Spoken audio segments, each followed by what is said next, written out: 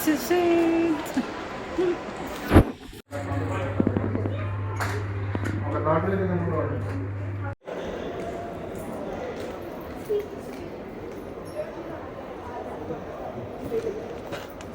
Nakakuha na pala ako ng ng insurance. So, hello, good morning. We're going to Abu Dhabi today. Tomorrow is our appointment for the VFS Schengen visa. Hopefully sana approve yung visa namin. Although parang positive naman kami na ma-approve. Inshallah. So magpupunta muna kami. Bukas pa ang appointment namin. Pero ngayon pupuntahan na namin kung saan yung kasi nag-check-in kami sa hotel. Malapit lang din naman doon sa sa VFS. Pero i-check na namin kung saan mismo doon yung VFS para bukas hindi kami mawala. Kasi maaga yung appointment namin. 9:30 ba? Yung or 9 a.m.? Alam ko 9 a.m.? Okay. So, ibig sabihin, yan yung pinaka-unang appointment. So, inshallah, let's see. Update na lang namin kayo pag nangyari. Susunod na kalata. Malayo-layo yung drive namin. 160 kilometers. Diyos ko lang.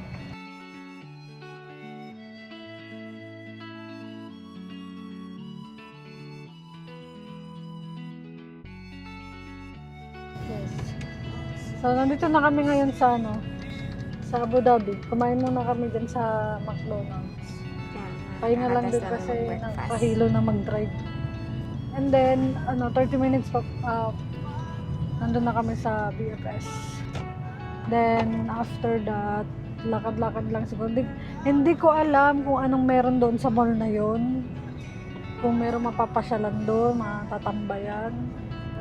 Kung depende, basta mamaya, pupunta na din tayo sa hotel. Pero magbili muna tayo ng mga pwede nating mabili na pwedeng maluto para hindi na tayo ayoko din naman kasi ng puro fast food eh. So anyway, mamaya na lang ulit. Bye! Chakmas. Ano na to?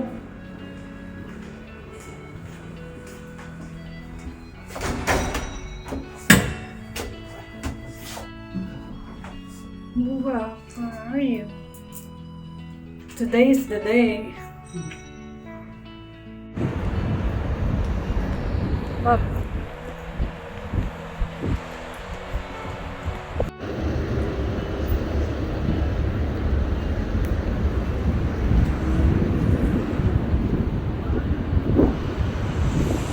Tapos na kami. Hopefully, ma-approve. We're going back to the hotel. Hi. Thank you, Lord, natapos na aming appointment dito sa VFS. Sobrang bilis lang. It was like 25 minutes. Yung appointment namin is biometrics. But, oras na ba? 9:36 na. So, ang processing time daw is 30 to 45 days. 30 to 45 days ba yun sinabi? So, ayun, waiting na lang kami. Waiting game. And, make sure na super complete mga documents yun para hindi kayo pabalik-balik na punta kayo sa ganito or ganito. Parang mabilis lang yung process namin kasi yung checklist namin, pinasunod-sunod talaga namin according to checklist yung requirements. Tapos, meron akong narinig doon na isang hindi siya nag fill out ng form. So, akala niya doon na mag-fill out. Pero sabi nung babae sa counter, pwede sila mag-fill out pero may additional na bayad. 100 dirhams bayad. So, to avoid that, so, mag-fill out na kayo kasi nadadownload lang naman. Bawal na ngayon yung handwritten. Yes. Diba? Starting August 4. Buti na lang talaga nag-login ako nung nakaraan kasi nakita ko. Kasi yung una, handwritten kami, tapos nag-print out na lang siya. Tapos yun. Mabuti na rin yun kasi mas malinaw. Kasi pag handwritten kasi, lalo na yung sulat ko, Diyos ko. Good luck. So anyway, babalik na kami sa update na lang kayo namin kayo if anong magiging result. Pero sa na namin tayo Nakaka-excite propose. kahit wala. Saka na namin tayo propose. Dapat. Kasi sekreto to, sekreto. Yan na. Ay, update pala. Pag may dala kayo mga power bank, mga iPad, laptop, hard drive, hard drive, any electronics. tsaka pagkain, ipapaiwan yun. So, yung banana ko pinaiwan. But it's okay. Safe naman yung banana ko pag kuha ko. So, anyway, pauwi na tayo. Good morning, guys. So, dito kami ngayon sa Abu Dhabi. And kakagaling namin sa FS for our Shenzhen visa appointment. So, itong appointment na to, binook ko to May pa. May 6. May, June, July, August. August na ngayon, August 6. Actually, nung time na nag-book ako ng appointment, meron namang July. Pero mas inano ko yung August kasi nga, dahil sa mga requirements, syempre kailangan pa namin asikasuhin yung requirements. Tapos, ang travel date namin is November pa naman. And yung mga documents kasi, medyo madugo siya. Tsaka, Mabusisi din, kahit pa pa. Tsaka inano kasi namin sa bank account namin. Siyempre, kailangan kasi sa bank account meron kang stable na income na come and go, na mapasok, na sahod, ganyan. Actually, hindi namin alam talaga kung kung magkano yung kailangan na pera sa bangko. Kasi wala talaga silang nire-require na amount. 'Di ba? Kahit saan ka manood, mga appointment, or mga visa appointment, ganyan. Wala kang... Kasi meron tayong mga nakikita, maraming laman yung bangko nila, yung iba konti. So, depende talaga eh. Meron kasing kahit mga milyon ang laman ng bangko mo na di-decline or na-denied pa rin sila ng visa. Kasi sabi nila, ang pinaka-importanteng tinitingnan ng visa officer is yung pagpasok ng pera at paglabas ng pera, which is yung sahod na continuously, stable, and yung ties mo sa country, origin country mo. So kung nasaan kang bansa, kung nasa Pilipinas ka, dapat makita nila na meron kang reason to go back sa Philippines. For us, nandito kami sa UAE and may work kami parehas dito. And meron ng mga letter from the employer and OC. Ano yun natin yung mga requirement? Asan ba yun? Pwede mo yung abot mo yung bag ko. Andun yung envelope para may checklist. We have here the checklist. Ito for Netherlands to, guys. Okay, so unang, checklist. Checklist for visa application, tourism, or private visit. So, ang pinakaunang nakalagay dito is visa form. So, ngayon, since August 4, hindi na sila nag-a-accept ng visa form na handwritten yung sulat. Kailangan naka-digital na siya. Kailangan mong magpunta sa website. Tapos, kailangan mo din account dun eh. Ganun yung ginawa ko. Tapos fill out ko dun sa website namin.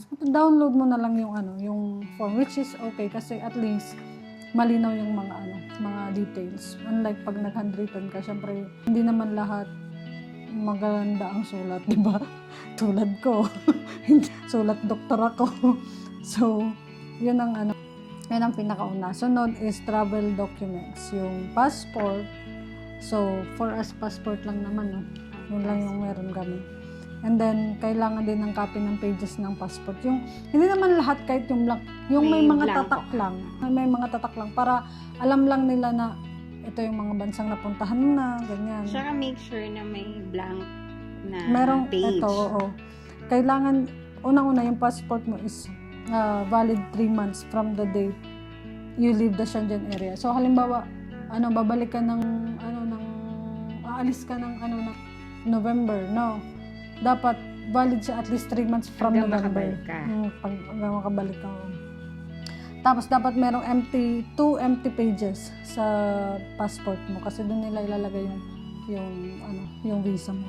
Tapos hindi dapat siya issued more than 10 years ago kasi meron bang passport na more than 10 years yung validity. Pero sa iba siguro, pero sa amin naman is 10 years naman yun. So dapat lang 10 years or less, hindi pwedeng more than 10 years. Tapos Ito hindi naman to ano sa amin kasi wala naman kami minor na kasama. Itong evidence of legal residence. So, para dito sa mga taga UAE, kailangan mo ng re-entry visa, which is yung visa natin. Kung meron kayong visa sponsored by the company or relatives like mother, father, husband, wife, ganyan. Dapat yung validity niya, pagbalik nyo din dito is 3 months pa. 3 months, at least 3 months ang validity. Okay? And Emirates ID, syempre same din naman. 3 months din, same lang din. And photo. So, pag nag-ano ka naman, passport photo or visa photo, kapag naman pumunta ka sa mga... Sabihin mo comparison. Pumunta ka sa Alam na nila yun. photo booth or mga picturean, sabihin mo lang, for Schengen visa. And then, proof of travel. So, unang-una yung flight ticket. So, itong sa flight ticket, sabi nila, okay lang yung dami.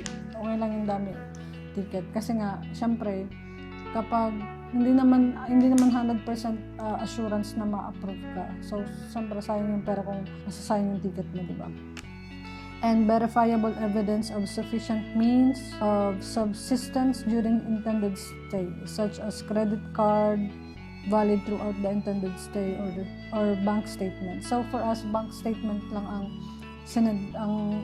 pinasa namin. Although meron akong credit card, pero hindi naman siya kailangan. If ever naman hingin nila, pwede naman ako magbigay. Pero feeling ko enough na yung bank statement namin. For the past, ang nakalagay ito, bank statement for the past 6 months. Pero actually, 3 months lang yung pinasa namin kasi tumawag naman ako sa kanila. Sabi nila, wala namang problema kung 3 months or 6 months ang ipapasa mo. And ito na nga, original letter from employer stating the employment status, position, and length of contract and salary. So, ang kinuha namin is certificate of employment, salary certificate, and ano pa ba yun?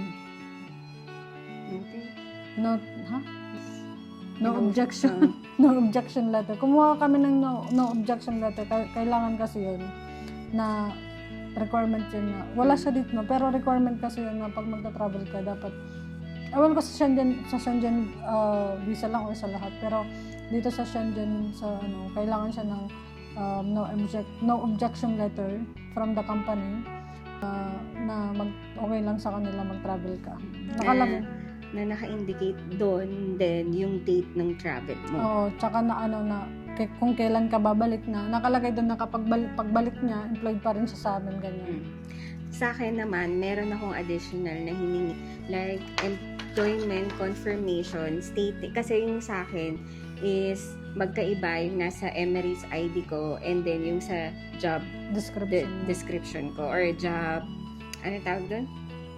Yung job description mo, yung contract mo, hindi siya nagmamatch. Sa So, kailangan ko humingi ng letter sa employer parang stating na bakit yun yung nasa visa mo. Nasa visa ko or Emirates ID ko.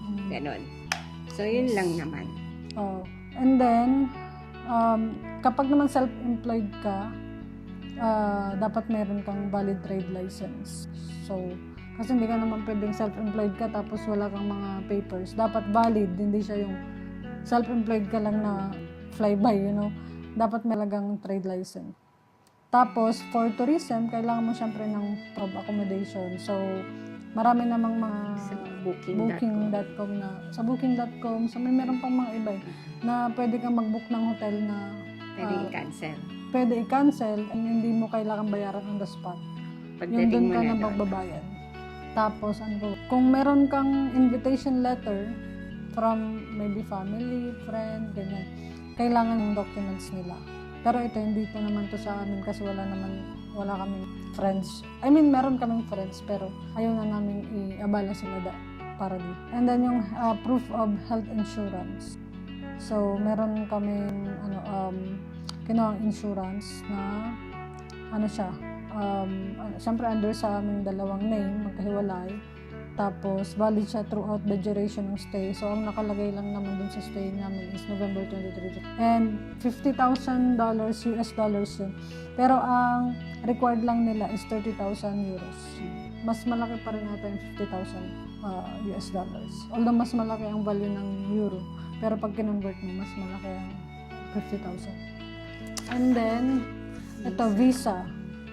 Ito naman visa, hindi naman to ibig sabihin yung visa mo dito sa sa UAE. Kung halimbawa, pag alis mo sa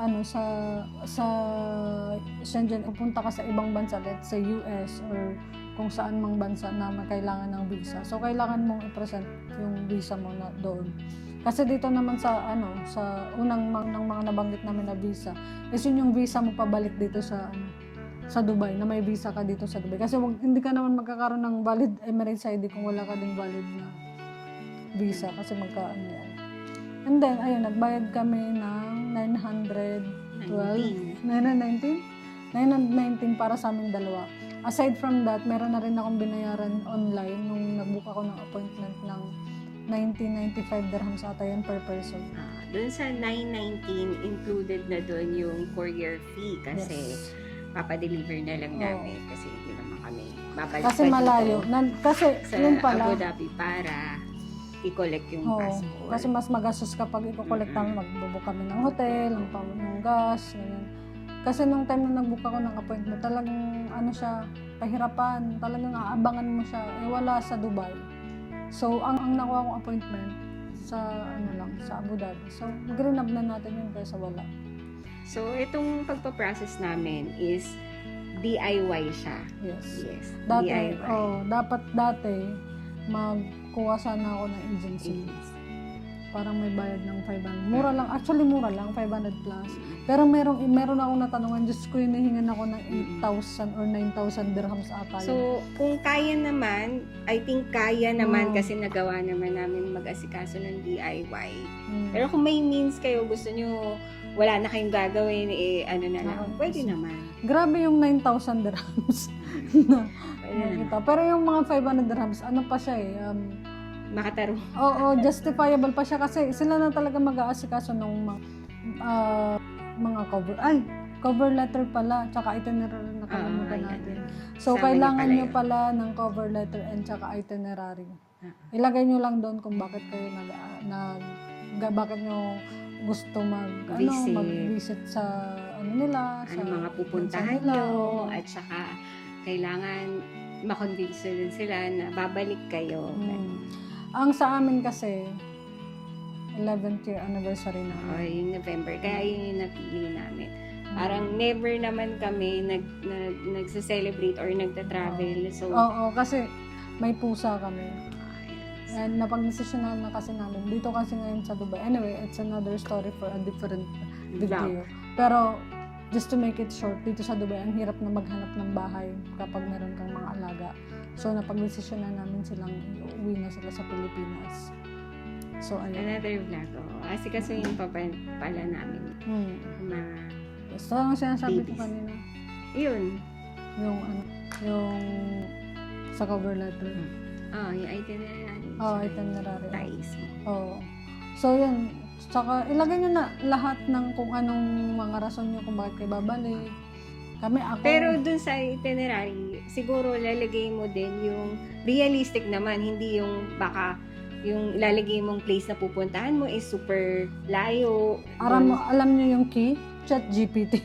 Oo. Kasi sa ChatGPT. Kasi syempre hindi naman tayo maalam sa lugar nila. Hindi natin alam kung saan malapit. Malapit. Baka lagay kayo ng lagay ng mga places. So, at least, yun naman, guide lang naman yun. Kung gusto nyo puntahan nyo. Kung ayaw nyo po. Kasi sa atin, limited lang yung 5 days lang kasi yun. 5 nights. 5 to 6 days. 5 nights, 6 days lang tayo doon. So, konti lang talaga yung mga places na mapupuntahan namin. So, yes. Pero, lang naman yun, itinerary. Siyempre, lalagay nyo lang doon. Pagdating nyo doon, bahala na kayo kung sundin yun or hindi. Diba? Depende naman. Yun ang sinasabi natin, hindi tayo nakakapag-travel kapag anniversary natin or kasi nga, basta, siyempre, may mga priorities. Ngayon lang medyo nakaluwag-luwag. So, naisipan namin mag-travel. Yes. So, and looking forward kami kasi nung dito. 10th year anniversary natin, dapat naman tayo magkatay. Hindi lang talaga tayo natuloy. Dahil siyempre tapos din tayo sa budget ng time na yun. Gusto natin mag-Japan, di ba? Oo, mag-Japan. Japan or Korea, pero hindi natuloy. Dito na muna tayo sa Shenzhen, tapos inshallah, pag magta-travel. Sa ngayon kasi ang ano lang natin. Tsaka, never pa kami nag-travel ng tayong dalawa, no? Nag-Singapore kami, magkahiwalay kami. So, yun. Tsaka, pag uwi ng Pilipinas, nagbabakasyon, maghiwalay din kami. So, ito lang talaga. So, So, hopefully. sana. So, inshallah, sana ma-approve kami and update namin kayo. Siguro ipopost namin to kapag na-approve na kami kasi as much as possible kasi hindi namin sinasabi We sa wanna iba. keep it, hindi naman secret, pero low-key lang talaga. Kasi, syempre, mas okay. Yes. Meron namang nakakalam pero bilang lang yun nga, mas talaga. onte. Isa, dalawa, tatlo. Ay, ito yung mga katrabaho ko. Yun lang. So anyway, update na lang kami. Yeah, see you next time. Bye. Afternoon guys. So today is Monday, August 11 at 2:41 p.m. So gusto ko lang kayo i-update. Huwag nyo nang pansinin yung background ko kasi dito tayo sa kwarto. Sobrang liit lang ng kwarto namin dito. So anyway, last week, Wednesday, pumunta kami sa Abu Dhabi for the visa appointment sa Netherlands. So actually, kinabukasan ng Thursday, naka-receive ako agad ng message from VFS. Ayan. Receive ako ng message sa VFS na na-forward na yung application namin sa Netherlands. So, actually, chinek ko siya sa website ng VFS. Makikita nyo naman pag sinearch nyo yung VFS visa tracking. So, lalagay nyo lang yung application reference number nyo, tapos yung last name nyo. And then, makikita nyo yung status nyo. So, that was, ang bilis lang kasi parang one day lang agad nakarating na siya sa Netherlands. So, anyway, siguro inisip ko kung paano kaya nila yung sinend doon. Siguro, baka plane by plane kasi 7 hours away lang naman ang Netherlands from UAE. So, yun ang iniisip namin. So, nagbabasa-basa ako na kung kailan talaga namin marireceive yung visa namin, kung na hopefully approval ng visa. Sabi kasi doon is 30 days to 45 days. Pero nagbabasa-basa ako sa Google, sa mga forum, ganyan. Yung iba daw 15 working days meron na. Yung iba 25 working days. Yung iba naman 45 working days. Depende talaga. Pero yun yung parang processing time. Pero hindi ibig sabihin na approval yun. Yung iba, yun yung mga processing time nila pero rejected. Tapos yung iba naman approve. So, ngayon, waiting game na lang talaga kami. Sobrang aga pa naman kasi pa lang, Wednesday, Thursday, Friday, Monday. 3 working days pa lang naman. So, masyado lang kami excited. Although, positive naman, ako feeling ko, positive ako na ma-approve yung application namin kasi kompleto yung documents namin. And may work kami dito. And may mga letter kami from the employer. So, hopefully, update na lang namin kayo guys kapag na-receive na namin yung visa namin. And hopefully talaga, yung passports namin. And hopefully, approve siya. Abangan natin yan. Thank you guys. So, good afternoon. Anong oras ba? Anong oras na? It is 2:17. And I have a good news. Naka-receive na ako and si EJ din. Naka-receive kami ng text from VFS. See? Dito ba? Ayan. In transit na yung passport namin. So, sobrang nabigla talaga ako nung na-receive ko yung text kasi just a few minutes ago, naisip ko na i-check yung status. Kaya lang, sabi ko, wag nahayaan ko na.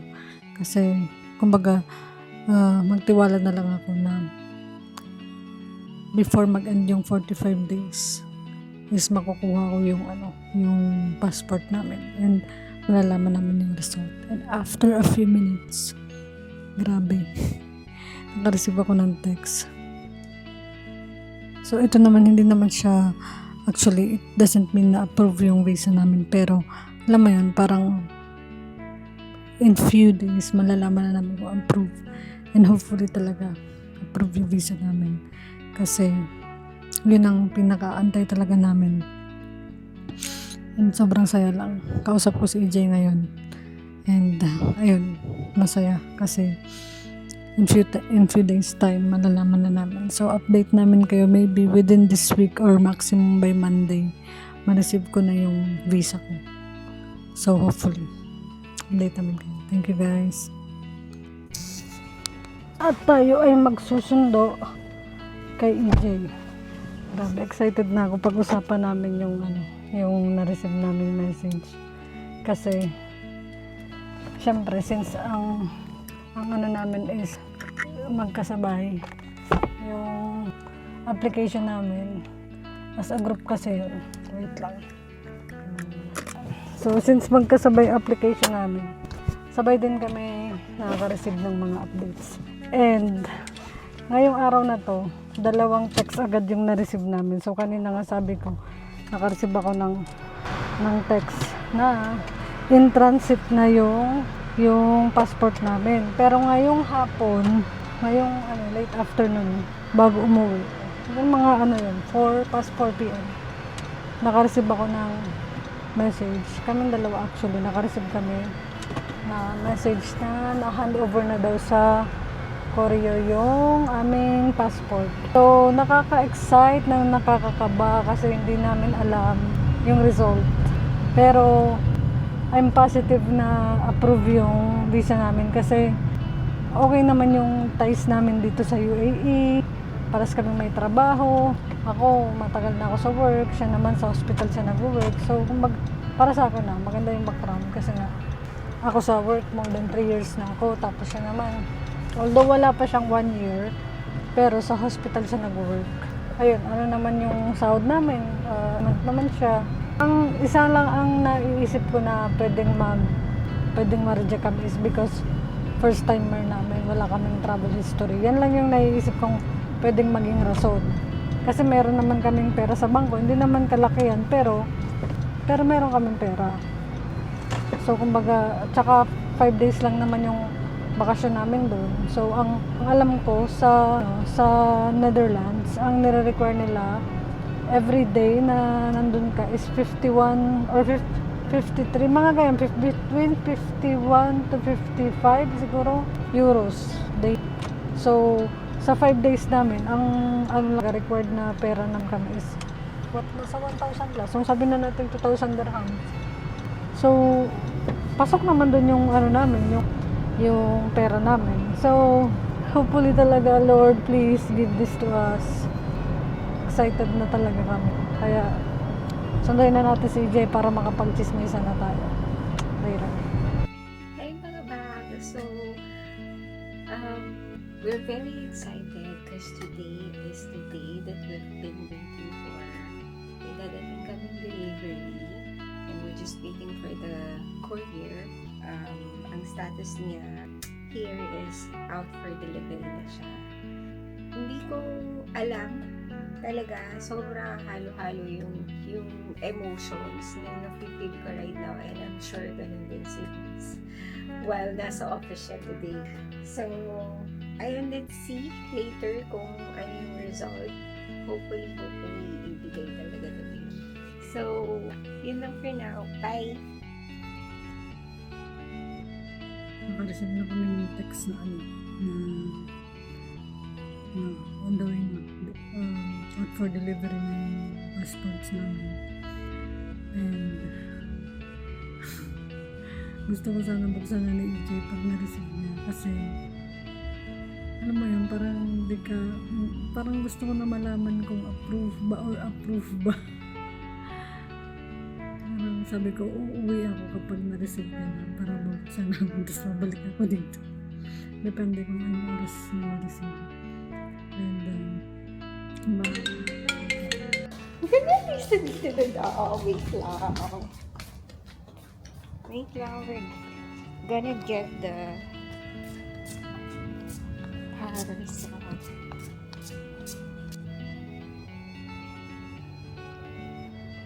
So guys, ito na siya.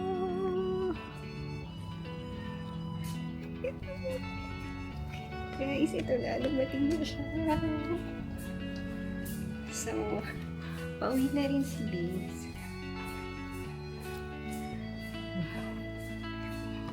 Pauwi na rin siya. So, sabihin namin ito bubuksan. Wait. Ay, mga box. So, this is it. Lumating na siya. Nakakakaba. Well, mga siguro malapit na rin since dumating kasi nag-out siya no, mga 5. So, mga 5:30 dito na siya.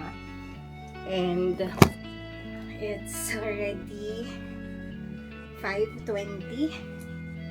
Grabe, nanginginig ako. Wait lang.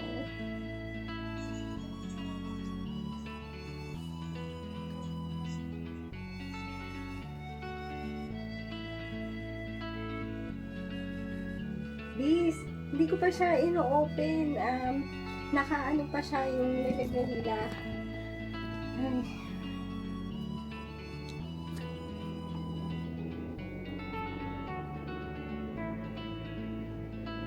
Grabe talaga. Nanginginig ako. Wait lang. Wait lang. So, guys, ito siya. Ganito siya namin na-receive. So, please, Lord, bless this. And, please, bigay mo po sa amin ito.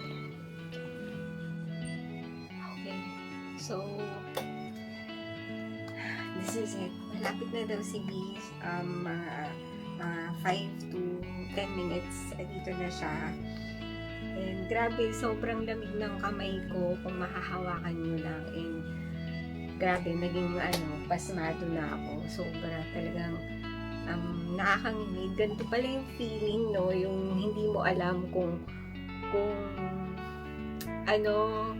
yung result. Pero sobrang minamanifest namin at talagang sobrang positive yung iniisip namin magiging outcome nito. So, samahan nyo kami later kung ano. Mababayos nyo. Hold on. Ito na po.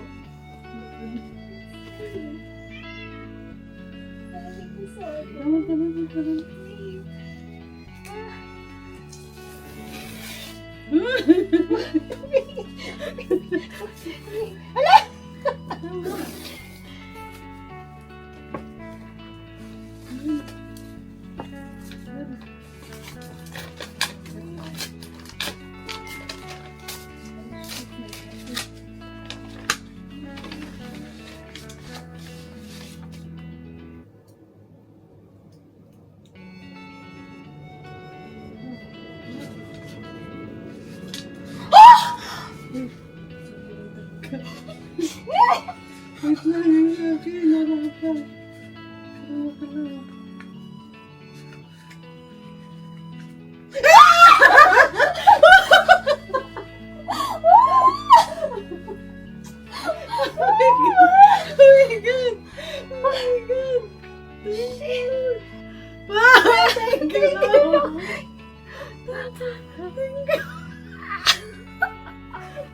Akala ko wala kasi mayroong nakataping papel. Di ba sabi nila pag mayroong nakatapi daw? Hindi, rejected siya.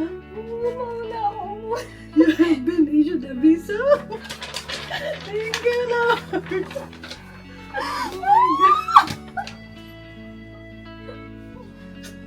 Oh my God.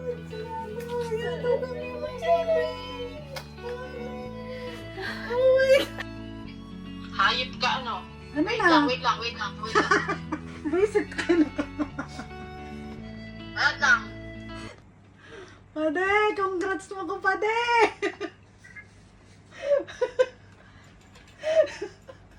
Yaw na, Pade! Sa'yo sun, Pade! Sa'yo dyan, syempre, yaman. Nag-work okay ako. Sorry na.